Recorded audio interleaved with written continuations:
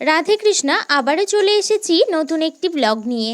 আজ সকালে পড়িয়ে উঠে দেখি মা একা একা লুচি বানাচ্ছে, তাই আমি বললাম মা তোমাকে একটু হেল্প করে দিচ্ছি।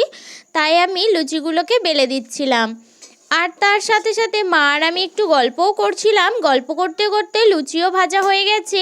লুচির সাথে ছিল আজ ঘুগনি।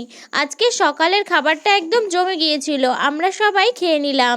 এই দেখো, কি বলো তো এটা, আমি কয়েকদিন ধরে খেয়ালই করিনি আবার কিছু মাশরুম বার হয়েছে।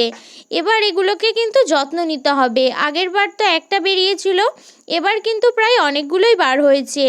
বোন বাড়ি ছিল না, তাই এখন সন্ধ্যাবেলা গামলা নিয়ে বসে পড়েছে খেতে। ও আবার ঘুগনি খেতে খুবই ভালোবাসে। দুপুরে আমাদের একটা কাজ ছিল, তাই আজ দুপুরে আর রান্না হয়নি। রাতে এখন মা রান্না বসাচ্ছে। আজ রাতে রান্না হচ্ছে পটল চিংড়ি আর খাসির মাংসের তেল দিয়ে সয়াবিনের তরকারি। আজ দুপুরে খাওয়া না হলেও কিন্তু রাতের একটু একটু ছোটোখাটো ভুরিভোজ কিন্তু হয়েই যাবে। কি বলো তোমরা? আজ তাহলে যাই, আবার দেখা হবে নতুন একটা ব্লগ নিয়ে। বাই।